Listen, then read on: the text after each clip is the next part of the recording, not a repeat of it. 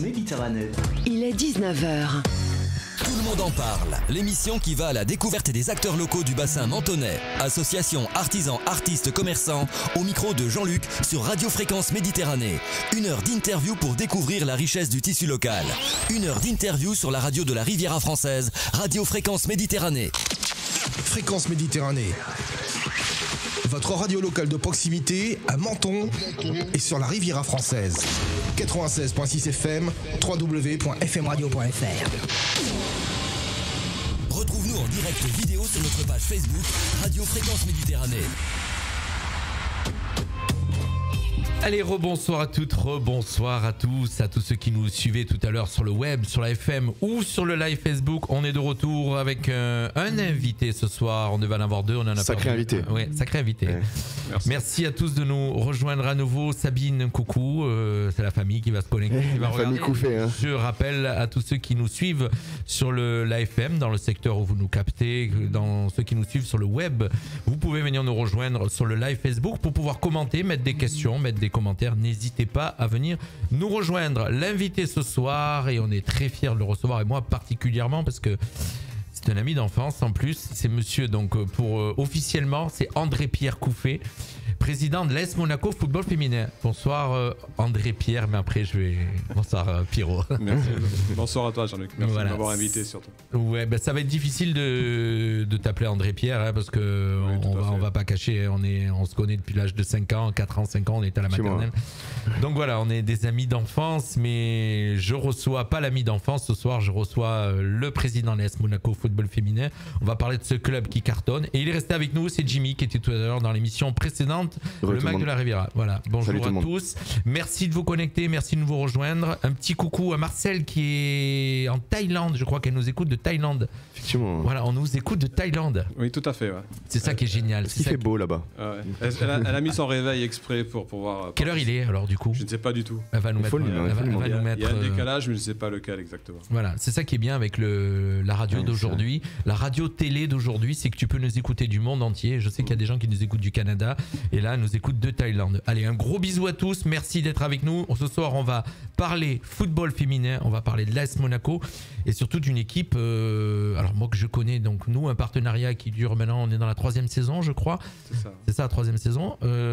Alors n'hésite pas à t'approcher, Pierrot, du micro, s'il te plaît. Voilà, c'est bon, tranquille. Il est 1h du matin. Voilà, on a la réponse. Merci. Et donc elle s'est pas encore couchée. Alors. Voilà, elle nous suit. Donc la famille, tout le monde se connecte. Merci de nous rejoindre, les auditeurs, de venir découvrir. Pour ceux qui ne connaissent pas le football féminin, on a son président à Monaco, une équipe qui était toute petite, mais qui grandit à vitesse grand V. Alors, Pierrot, dans un premier temps, tu vas nous présenter donc l'organigramme, comment fonctionne le club. Tu es le président ? Alors moi, je suis le président, bien entendu. Ensuite, alors plus ou moins dans un ordre différent, il y a Thomas qui n'a pas pu malheureusement venir ce soir. Obligation familiale. Voilà, qui s'en excuse, mais qui est aussi la pierre triangulaire du club, avec aussi l'entraîneur principal qui est Stéphane Guigaud. Donc à nous trois, entre tout ce qui est gestion sportive et gestion club, on fait entre guillemets le club, même si bien entendu derrière tu as les dirigeants, des entraîneurs, un staff énorme, hein. un très grand staff, staff d'équipe professionnelle, on va dire. Alors on va dire pourquoi donc tu donnais ces deux personnes qui t'accompagnent. Thomas Martini qui lui est le responsable développement et on a bien compris que depuis son arrivée le club avait pris une grande ampleur sous ta directive bien sûr puisque tu es président du l'AS Monaco Football Féminin depuis combien d'années maintenant? J'ai regardé sur mes papiers et je fête au mois de juin mes 10 ans de présidence. 10 ans de présidence. Et ça passe très très vite. Alors une chose où je ne me suis pas renseigné, est-ce que le club est né avec toi ou il existait avant toi? Non, il existait avant moi, mais sous l'appellation OSM, Omnium Sport de Monaco. Moi, ça fait 16 ans que je suis au club et ça fait donc depuis 2009, la saison 2009-2010 où on a intégré les ASM. Puisque l'OSM avait arrêté. Donc c'était aussi une particularité d'être au départ OSM, donc un peu non connu, on va dire.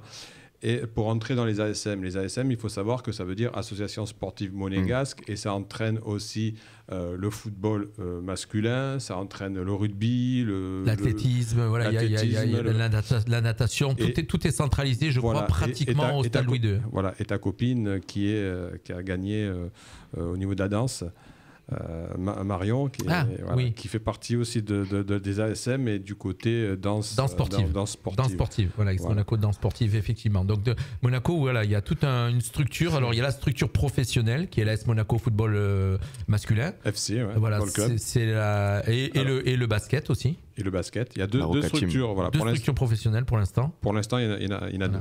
Et toutes les autres sont des structures associatives. Tout à fait. Voilà, donc tout ce qu'on vient de dire, athlétisme, natation, et voilà.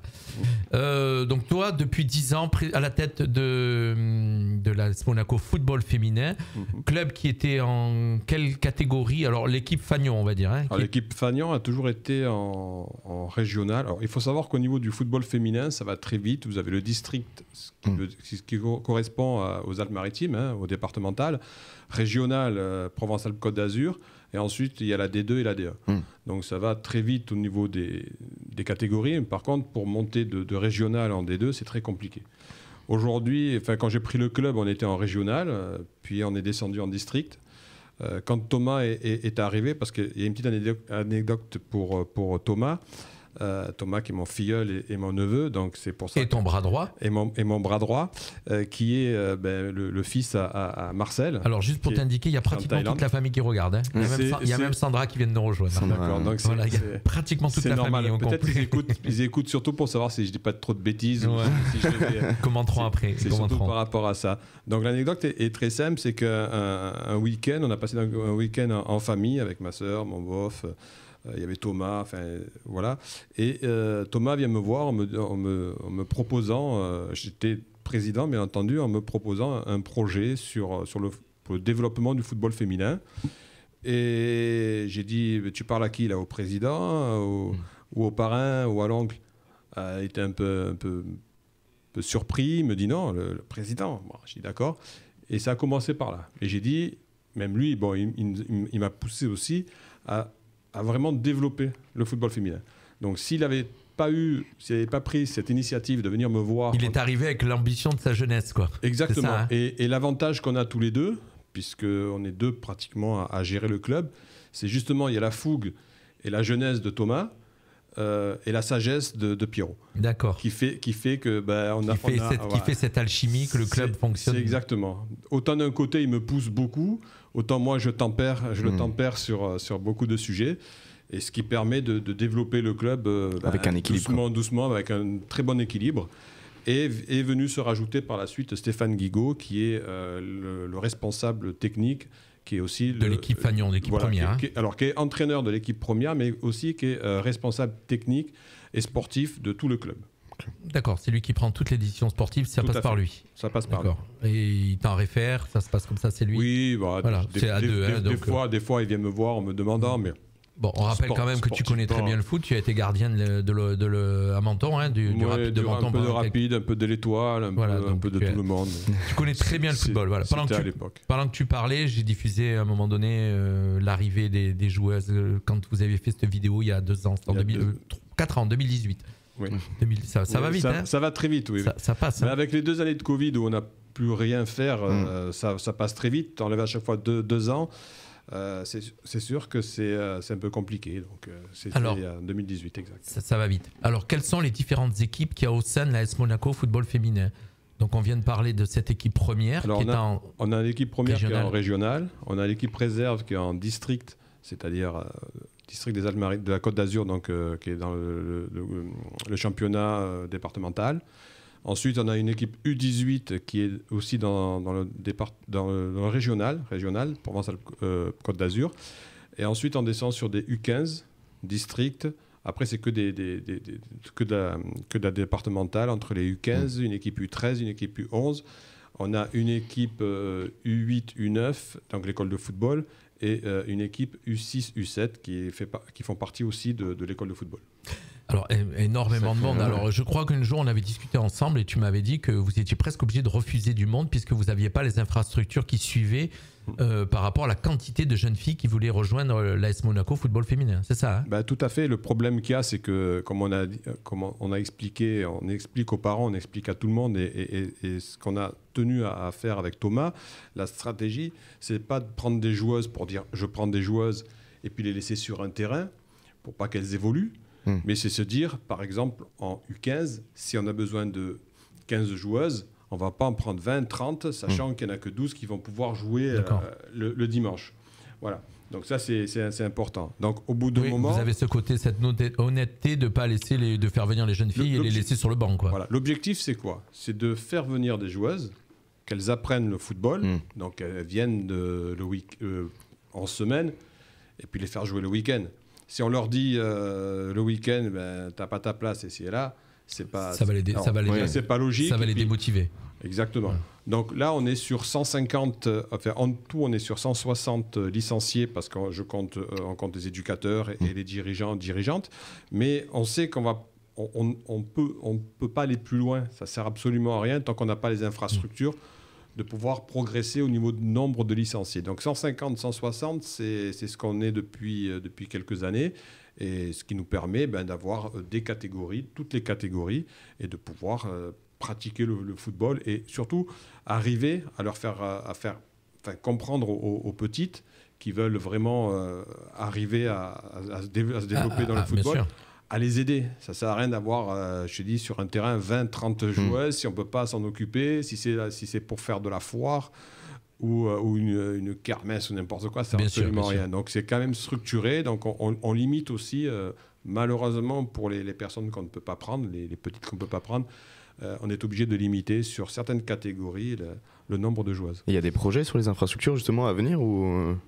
Alors des projets, j'espère, il y en a. Oui, on va en parler de ça. On va aborder le sujet, tu vois. Malheureusement, on est tributaire du gouvernement monégasque déjà, et puis d'autres personnes. Donc c'est pas moi, évident, malheureusement. D'ailleurs, on va en parler. Le gouvernement monégasque qui fait quand même beaucoup, pour l'AS Monaco football féminin. Et de plus en plus, puisque dernièrement, on a eu la chance d'avoir assisté. Donc, je rappelle qu'on va parler des résultats, mais l'AS Monaco Football a été jusqu'en quart de finale, huitième de finale. Voilà, donc j'avais une hésitation. Huitième de finale de la Coupe de France. Et le prince, donc le Monseigneur Albert II, était présent la totalité du match. Ça s'est passé à Beau Soleil. On va voir quelques images tout à l'heure. Il était présent jusqu'au bout. Et donc, c'est comme quoi c'était une marque, comme quoi le gouvernement s'intéresse de plus en plus. Tout à fait. Et il y avait aussi la présence de Stéphane Valéry, qui est le président du Conseil national, qui m'a fait le plaisir de venir. Il y avait Louis Ducruet aussi. Il y avait Louis qui est venu aussi. Il y avait des représentants de la direction de l'éducation nationale, de la jeunesse et des sports qui m'ont fait aussi le plaisir de venir. Voilà, il y avait quand même des entités monégasques qui ont fait le déplacement. Alors c'est vrai, c'est à côté. Il faisait très très froid. Je confirme. Il faisait très très froid. Voilà.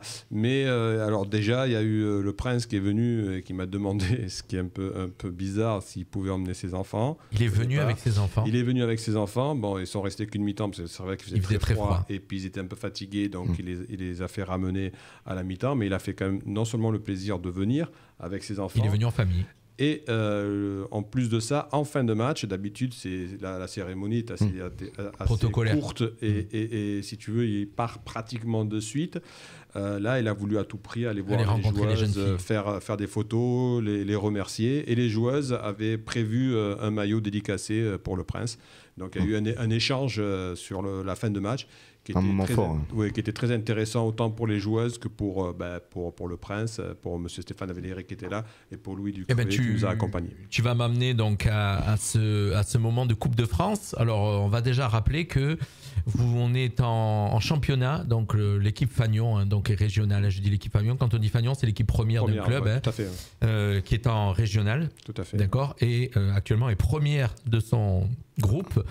Invaincu. Je crois qu'on est on n'est pas invaincu, mais on a gagné tous nos matchs. Invaincu, ça veut dire que tu peux faire un match nul, c'est-à-dire de ne pas avoir de victoire. D'accord. C'est une petite précision que je... gagner tous les matchs. Voilà. On sent le président quand même qui veut recadrer en fin de compte. C'est un petit message passé aux autres. Et exactement. C'est un message à passer à ceux qui n'ont pas cru à notre histoire, à notre investissement. On va en parler d'ailleurs ce soir à la bonne étoile qui est arrivée d'un coup sur Monaco. Tout à fait. Sur l'AS Monaco Football Féminin. Donc une équipe qui est première donc, de son groupe avec 15 matchs. 15 victoires. 15 victoires. Voilà. C'est comme ça, il n'y a pas 3 de buts encaissés, 46 buts marqués. Alors aussi pareil, donc voilà, donc ça clôt le débat parce que quand on dit 3 buts encaissés sur 15 matchs, c'est rien du tout. Voilà. Je suis un peu déçu parce qu'on aurait pu au moins on encaissait moins. Ouais, il y a 1 ou 2 buts. Exigeant le président. C'est normal, c'est ce qu'il faut. Hein. Il faut être exigeant, sinon il y a des buts qu'on aurait pu éviter, si on peut les éviter. Donc au niveau championnat, vous êtes premier. Est-ce que vous avez pas basculé sur les matchs retour déjà ou pas? Oui, on est sur. Donc vous visez la première place. Ben là, on vise la première place pour la bonne et simple raison qu'on a appris il y a quelques jours que, alors au départ, c'était les 2 premiers qui pouvaient participer au barrage à l'accession en D2, et on a appris il y a quelques jours que c'était que le premier. Donc là, il n'y a plus le choix. Donc, il faut les être filles premier. le savent. Ouais, premier, mais bon, on a 9 points d'avance. C'est quand même... on a 11 points d'avance sur le deuxième, avec un match en moins qu'on joue. On rappelle qu'une victoire est 3 points. 3 points. Donc en gros, vous avez 3 matchs d'avance. Allez, vous pouvez vous faire peur une fois. Voilà, mais bon... on n'y compte pas. Voilà, moi j'ai pas envie de me faire peur. Pas de peur. Et on sait que Stéphane Guigaud et les motive. On lâchera rien. Aucun match jusqu'à la fin de la saison parce que ça permet de continuer dans le positif. Et puis au niveau du mental, ça doit être bien. Voilà, aussi de garder le groupe solidaire et consacré donc à ces futurs barrages et la montée en D2. Tu as un petit coucou de Soleil Royal aussi que vous avez aidé, on en parlera avant la fin parce que l'AS Monaco Foot Féminin et toi en particulier, vous avez un gros cœur et on va en parler tout à l'heure. Donc on disait, donc au niveau championnat régional, vous êtes premier, 15 matchs, 15 victoires et vous visez donc la première place. Et puis au niveau Coupe de France, vous avez réalisé un exploit, on dit bien un exploit puisque vous étiez historique. Aussi invaincu jusqu'à ce 8e de finale. Et on rappelle aussi que sur ce 8e de finale, on va mettre des images pendant qu'on est en train de vous parler. Sur ce 8e de finale, vous avez quand même rencontré une D1. Alors, cette histoire Coupe de France, c'est monté comment? C'est monté en pression? C'est monté en pression, oui et non, parce que le problème de la Coupe de France, c'est un plus pour nous. On sait très bien qu'on ne la gagnera pas, donc on se dit, on passe un tour, 2 tours. Alors, les tours régionaux, c'est pas si facile, il n'y a aucun match qui est facile, mais c'était dans nos objectifs. Et puis on a commencé à passer le premier tour national. C'était la première fois qu'on passait le premier tour national, et puis après en 16e. Et puis après, on s'est retrouvé en 8e de finale. Et est-ce que le fait d'avoir ces victoires en championnat aussi, d'être invaincu en championnat, ça vous mettait une motivation supplémentaire quand vous rentriez sur un match de Coupe de France? Bien sûr, parce que... Vous nous entendez à l'antenne, bien sûr, mais en même temps, vous avez les images qui sont en train de passer sur le direct. Parce que l'objectif quand même sur cette saison, c'est notre championnat, mais c'est de se jauger aussi par rapport aux autres joueuses, aux autres clubs.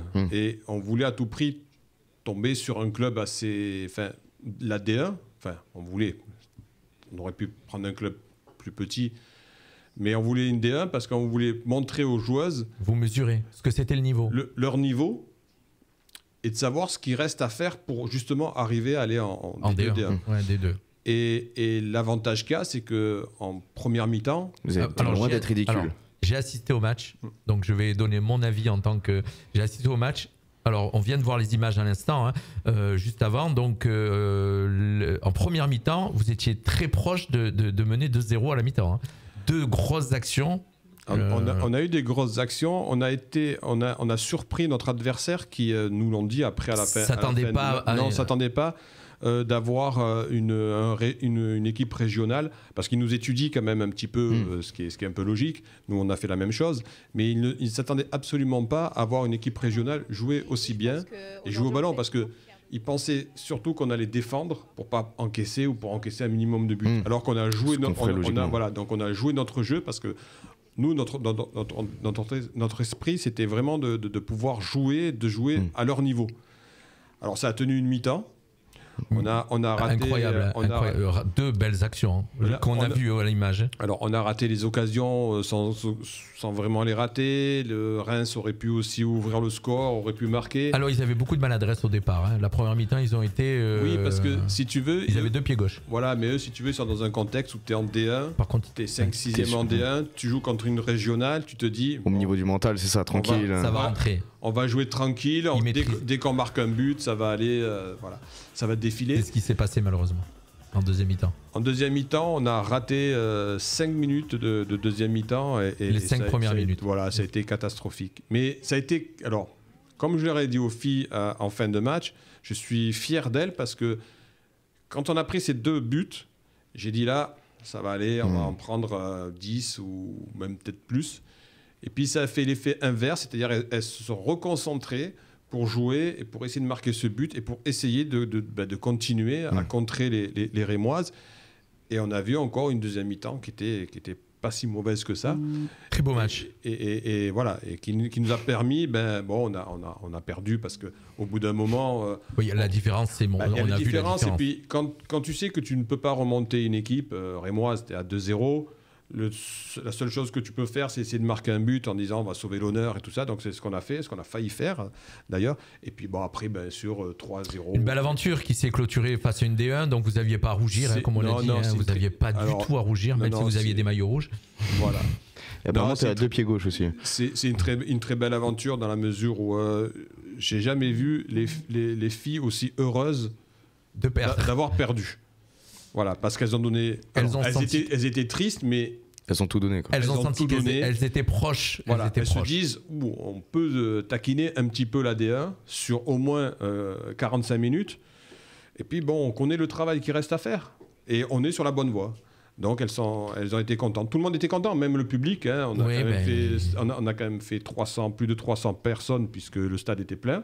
En tout cas, je te remercie de nous avoir invités en tant que partenaire. Donc, on était là. Et c'est normal, mais je confirme, il faisait froid. Il faisait très froid. Très froid.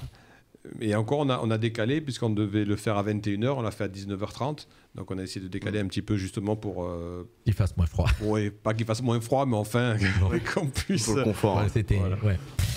Voilà, donc une défaite qui restera malgré tout un moment important pour les filles. Hein, donc on rappelle, c'est une belle histoire de Coupe de France qui s'est terminée face à une D1, donc avec le Prince qui était là. Et là, c'est là où je disais, donc on en parlait tout à l'heure, donc beaucoup de partenariats. On va un peu citer tous les partenaires qui vous ont rejoint, dont un très gros partenaire qui a fait que le club a changé de dimension. Une étoile qui est arrivée au-dessus de Monaco. On ne va pas expliquer comment elle est arrivée, mais en tout cas, elle est arrivée. Je ne sais même pas moi comment elle est arrivée. Exactement. La chance. Et un gros partenaire qui s'appelle la chance, il s'appelle Pixis. Et je voulais justement rebondir là-dessus, sur Pixis, pour... je savais que tu allais poser cette question. Donc, Pixis est un groupe qui des Américains qui investit un peu dans des sociétés, tout ça. Mais Pixis appartient à 2 personnes. Ce sont un couple, c'est Monsieur Ulsheiser, Matt et Jenny, qui, par le fait de leur société, voulaient investir dans un club en France et notamment à Monaco, en sachant que ce sont leurs propres deniers et c'est l'argent qui appartient à Pixis. Voilà, c'est de leur argent personnel. Tout à fait. Et juste une petite parenthèse, une grande parenthèse, je remercie, parce que comme tu sais que je défends l'AS Saint-Étienne, je remercie les 2 guignols qui sont à la tête de l'AS Saint-Étienne. D'avoir refusé, la vente de leur club à ces gens-là. Pixis n'est pas un fonds de pension. Et voilà, je les remercie sans plus, à savoir que moi je sais beaucoup de choses. D'accord. Et qu'ils ont été très malhonnêtes, et je dis merci à ces 2 guignols de pas avoir... D'avoir refusé ces gens-là, ce couple de milliardaires et cet investissement qui était en direction de Saint-Étienne. Ça s'est pas fait et ils sont venus à Monaco. Et l'étoile est arrivée sur l'AS Monaco football féminin. Donc on le sait, on a très bien compris, un gros sponsor, ça veut dire de l'argent. Et qui a permis donc de donner une dimension différente au club. Tout à fait. Alors, c'est pas un sponsor, c'est un partenaire. Un partenaire, pardon. C'est un investisseur, exactement. Alors, ils n'aiment pas ça appeler investisseur. Aux États-Unis, c'est plus un partenaire. Ils appellent ça un partenaire. Bon, moi, j'appelle ça investisseur parce que quand on met de l'argent et autant d'argent dans un club, c'est un investisseur, quoi qu'il arrive. Et donc, on a pris une dimension différente. Et avec des recrues qui sont d'ailleurs arrivées des États-Unis. On a 3 recrues qui sont venues directement des États-Unis. C'était le contrat qu'on avait avec Pixis. Une 4e américaine, mais elle qui est venue différemment, puisqu'elle devait normalement jouer dans un club espagnol, le D1 espagnol. Et par rapport au Covid, elle n'a pas pu y aller. Elle s'est retrouvée chez nous. Tant mieux, on l'a fait signer. Tant qu'à faire. Bien sûr. Non, après l'avantage qu'il y a, c'est que notre stratégie, notre politique, elle est défendue au club avec Thomas depuis des années. Ça correspondait exactement à ce que cherchait Pixis. Et Pixis nous aide sans demander quoi que ce soit pour l'instant. Et donc Thomas, qui est responsable du développement, c'est lui qui est en charge des relations avec ce partenaire. Alors, si tu veux, c'est c'est plus simple et plus compliqué. C'est-à-dire que sur cette entité, on va dire américano-monégasque, on est sur. Il y a 3 personnes qui gèrent tout ça. C'est Monsieur Jérôme de Montin. C'est grâce à cette personne-là qui a pris contact avec nous en septembre 2020. Pour justement nous aider dans l'évolution du football féminin. Alors il faut savoir aussi, c'est le football féminin. Monsieur Jérôme de Montin a été pendant 1 an président de l'ASM FC. Voilà. Donc il a voulu club masculin professionnel. Voilà. Et aussi c'est parce que c'est l'image de Monaco qui fait que tant qu'à faire, si on doit investir dans quoi que ce soit, c'était bien sûr. Le football féminin, parce qu'il part du principe égalité homme-femme, autant dans le sport que dans tout ce qui est. Il y a plusieurs critères autour et plusieurs symboles dans cet investissement. Exactement. C'est pas on veut aider le football féminin à se développer. C'est parce que il y a des symboles qui font que, et puis tant qu'à faire, il y a plus de visibilité. Il faut savoir que nous on le sait pas d'ici, mais aux États-Unis, la visibilité de Monaco, le nom Monaco a vraiment une valeur qui est inestimable. On le sait. Dans le sport déjà, le sport. On sait l'engagement de Monseigneur Albert II de Monaco dans le sport, au niveau olympique et au niveau football et puis au niveau du sport, très investi, du sport en général. Donc voilà, donc ça c'est la belle étoile qui est arrivée au-dessus de l'AS Monaco féminin. Donc toi qui as complètement changé ta vie et qui a changé complètement ta vision du club et en tout cas ta gestion du club, puisque là maintenant c'est une gestion professionnelle, on va dire pratiquement.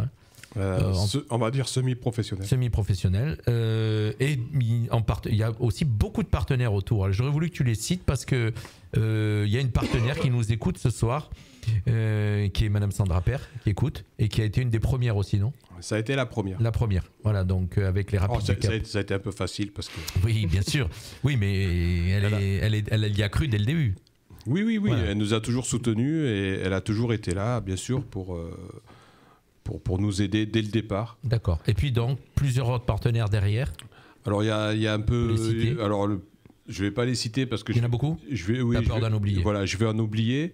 Mais je sais que il y a des partenaires qui ont continué, d'autres qui se sont arrêtés.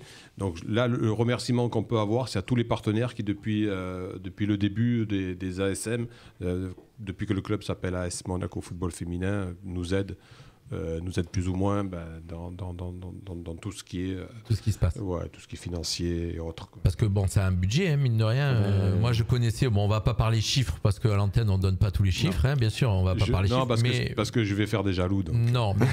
c'est pas le but. Non, mais moi je connaissais les chiffres de départ et je connais les chiffres d'aujourd'hui, ça a plus rien à voir.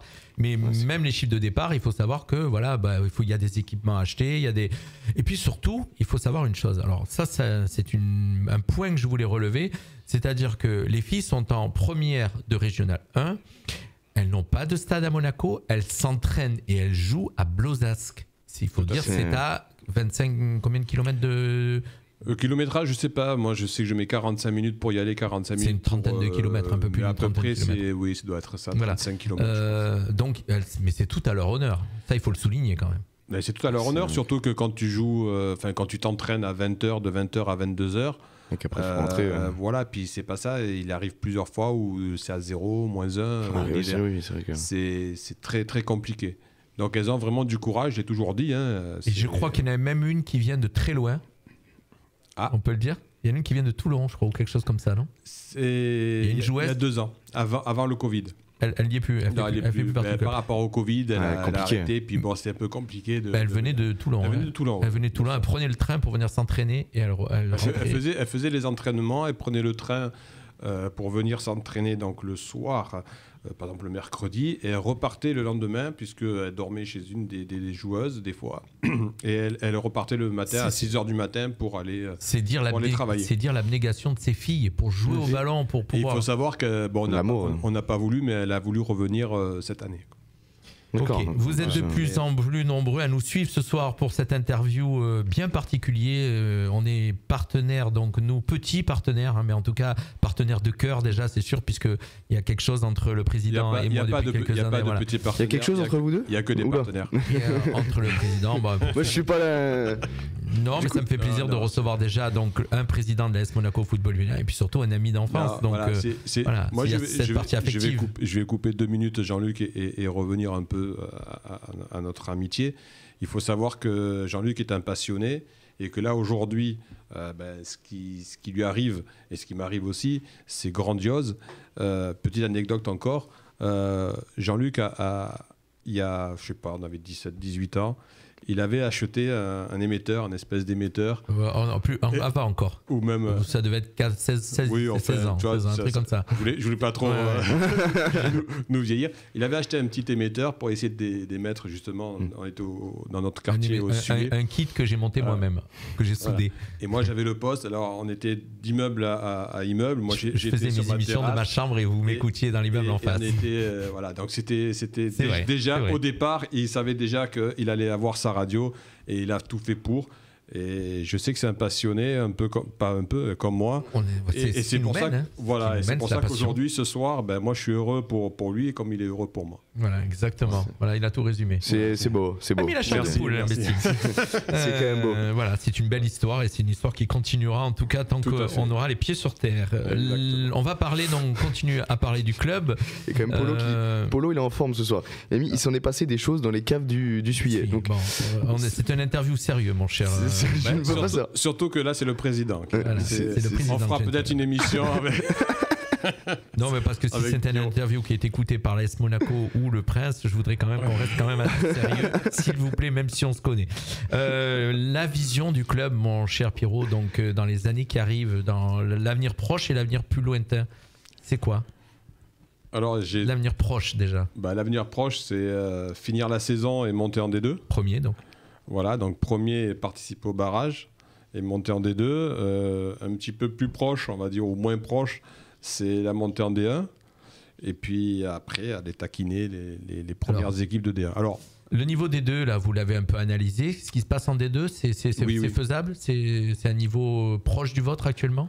Alors, il faut savoir que les investisseurs et les partenaires que l'on a ne veulent pas s'arrêter en D2.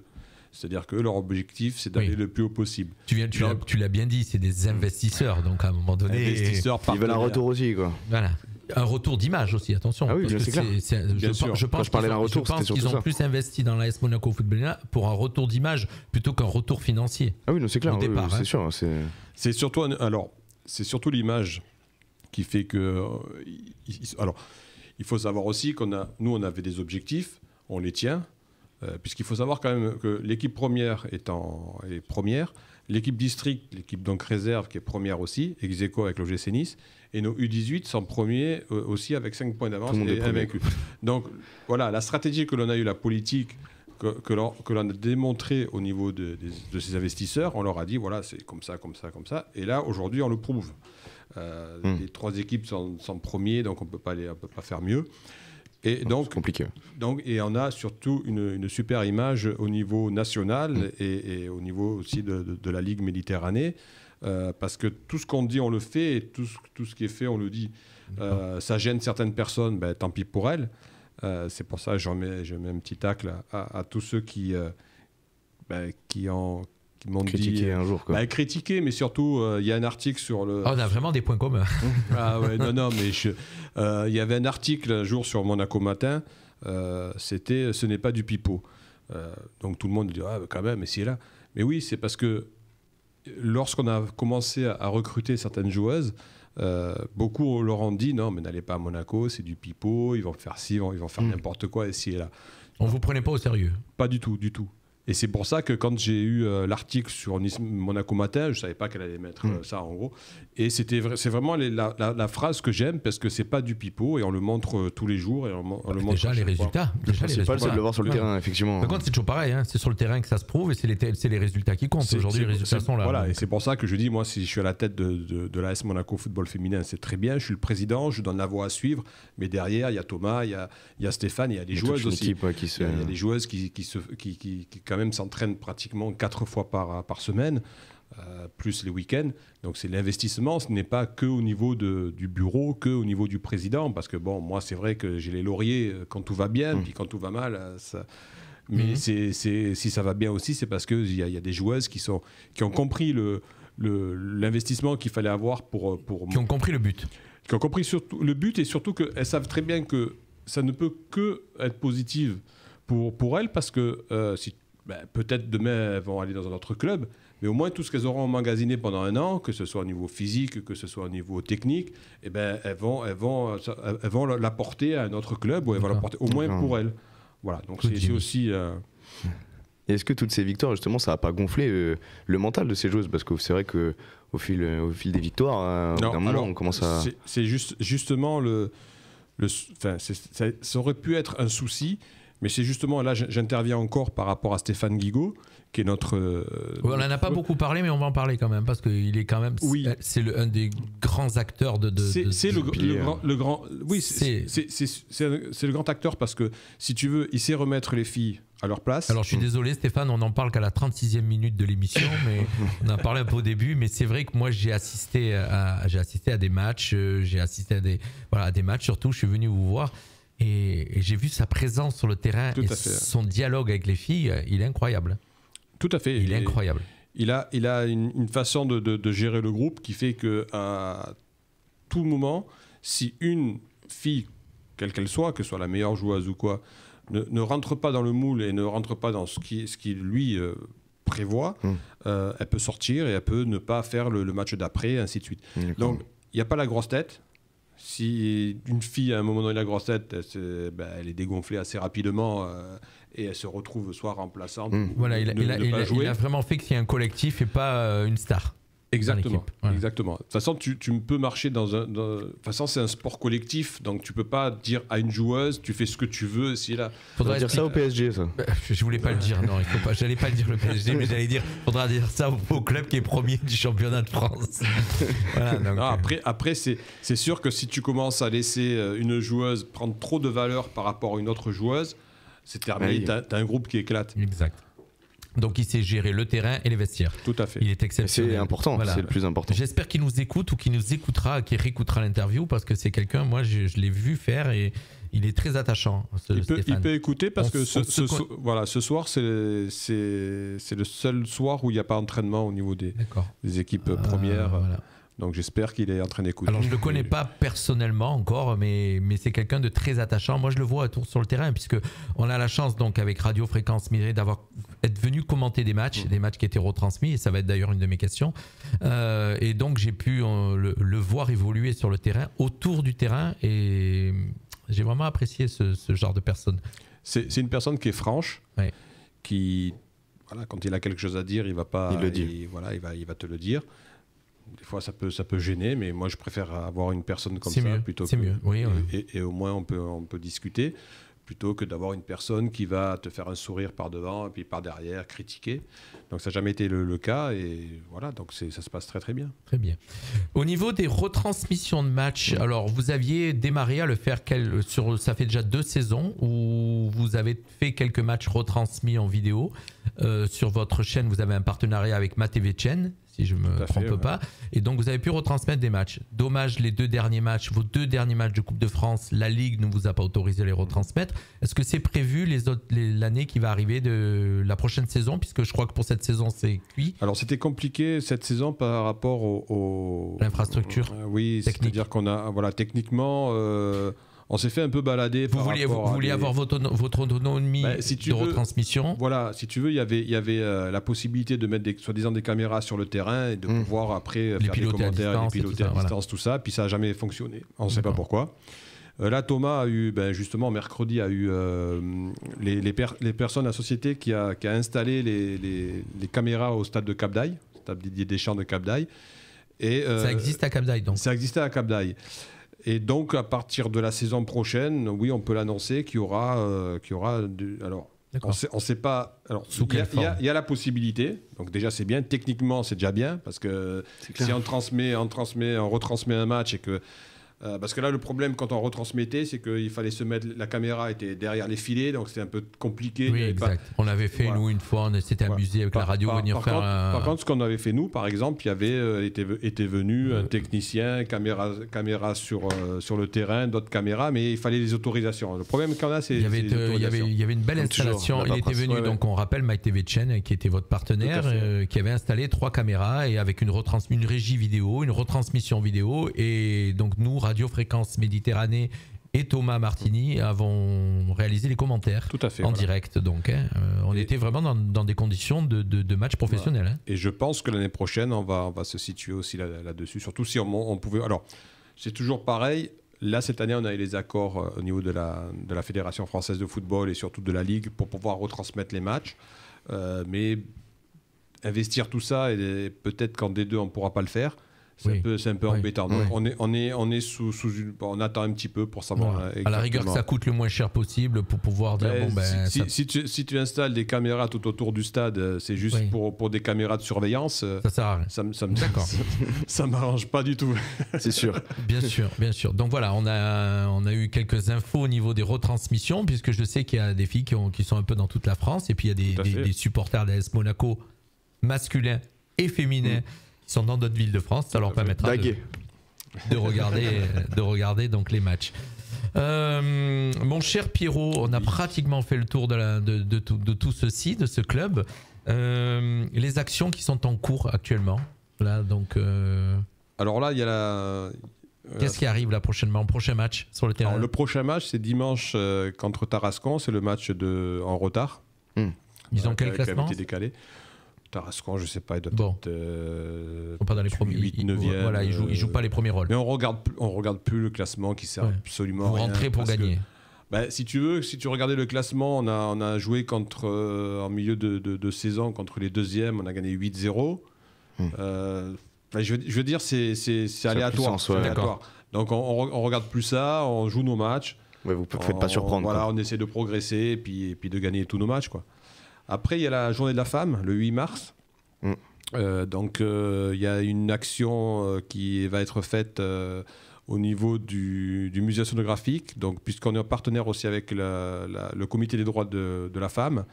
Donc, il y a une manifestation à 16h45 le mardi 8 mars donc au musée sonographique, en présence du prince et d'une centaine de personnes qui ont joué le jeu, qui sont aussi dans les associations monégasques. Il y a ça, puis après, il y a plusieurs points. On va découvrir sur le site. Alors, un très beau site internet. Donc, pour ceux qui veulent découvrir un petit peu mieux, puisque on vous a donné l'organigramme au départ, mais on n'a pas donné la totalité des gens qui interviennent au niveau du club et même les joueuses que vous pouvez découvrir dans le trombinoscope.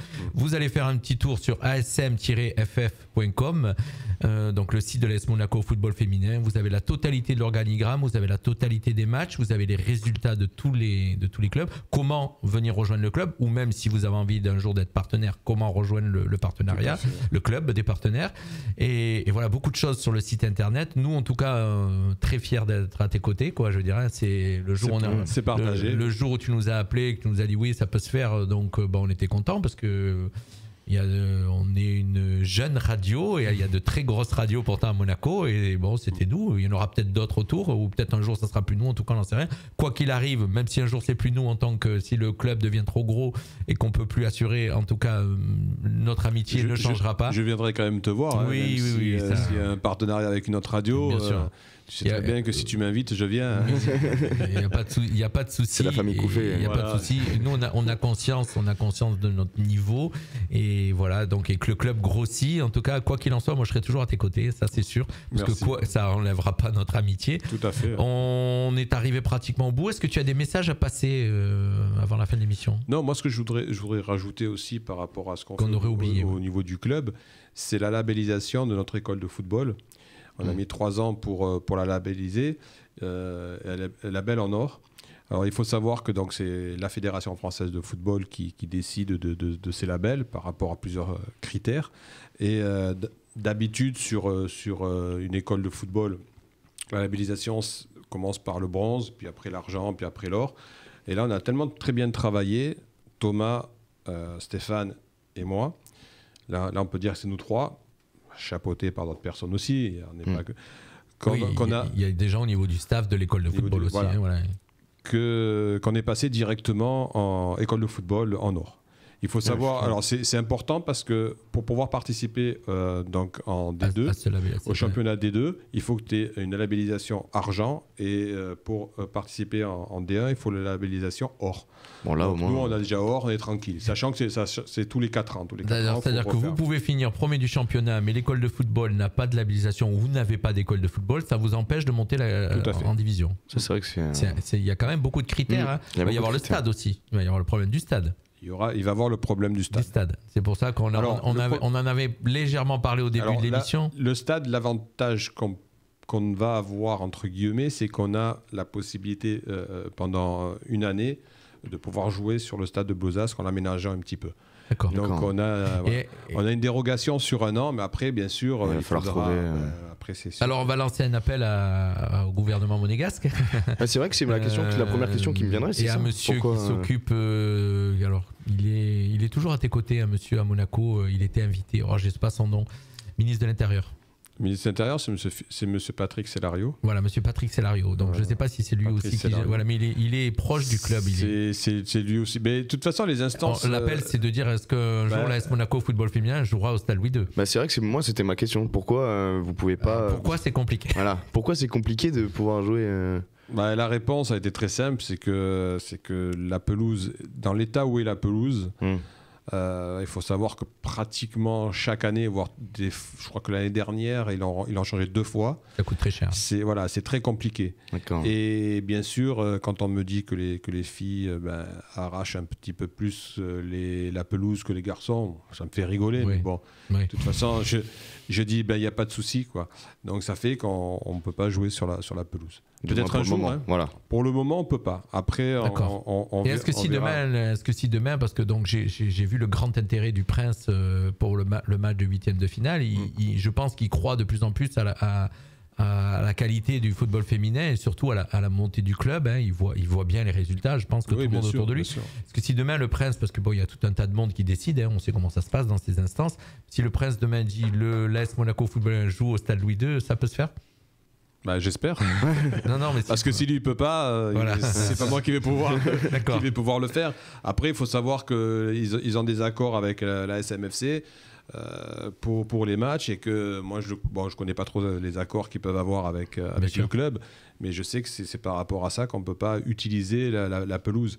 D'accord. Donc parce que même quelle belle image pour un match, quelle belle image. Avoir un club qui sera en D2 qui joue au Stade Louis II pour des filles. De toute façon, ça, c'est l'objectif, ça c'est sûr. Est-ce que vous avez senti peut-être une amélioration, un engouement plus particulier envers le football féminin depuis ces dernières années Alors déjà la Coupe du Monde, il y a eu la Coupe du Monde en France. Qui a été médiatisée. Ça dépend par rapport à quoi et par rapport à qui. Par rapport au club de l'AS Monaco FC, non. C'est comme si on n'existait pas, mais c'est pas grave, ça me dérange pas. Au niveau des instances, le message est passé. Voilà. Au niveau des instances monégasques, on a toujours été soutenu et on est de plus en plus soutenu. D'accord. Ça, il n'y a aucun souci. Au niveau du district de la Ligue, c'est exactement pareil. Pour moi, je pense que la Fédération française de football n'en fait pas assez. Prendre un exemple très simple, Coupe de France. Leur fait passer pour l'AS Monaco. Non, pour le football féminin. Je prends un exemple très simple. Pour le football féminin, on a joué pour les 8e de finale. On a eu un jeu de maillot, même pas un jeu de maillot. Si on compare avec les garçons, le club qui participe aux 8e de finale touche à peu près 100 000 € pour être qualifié pour voilà. Effectivement. Et alors qu'il faut quand même se dire qu'au niveau féminin, on a 2 équipes qui gagnent régulièrement la Ligue des Champions. On a ou le Paris Saint-Germain ou l'Olympique Lyonnais. C'est vrai qu'en France, on a un bon. On a les 2 meilleurs clubs d'Europe. Tout à fait. En féminin, donc où ça se joue toujours entre Lyon ou Paris. Mais donc le problème, c'est incroyable. Ce sont des clubs qui financièrement sont assez solides. Moyens. Et le problème, c'est que quand on arrive au niveau de la Fédé, donc la Fédé, le problème aide les meilleures équipes. Mais il est bien évident que les meilleures équipes, c'est Paris, c'est Lyon. Donc il faut que vous deveniez une meilleure équipe pour bénéficier. Alors que l'objectif, pour moi, je pense, au niveau de la Fédé, c'est d'aider sur les petits clubs. Tous les petits clubs, pas que le mien, mais bon, en plus, on n'est plus un petit club maintenant. mais voilà. Moi, je trouve que ça serait bien que vous soyez aussi rattaché à un moment donné au club professionnel. Donc, ça serait une bonne idée, quoi. Je veux dire. Ça serait une très bonne idée. Comme Paris et comme Lyon. Voilà. Mais tant qu'il y aura les Russes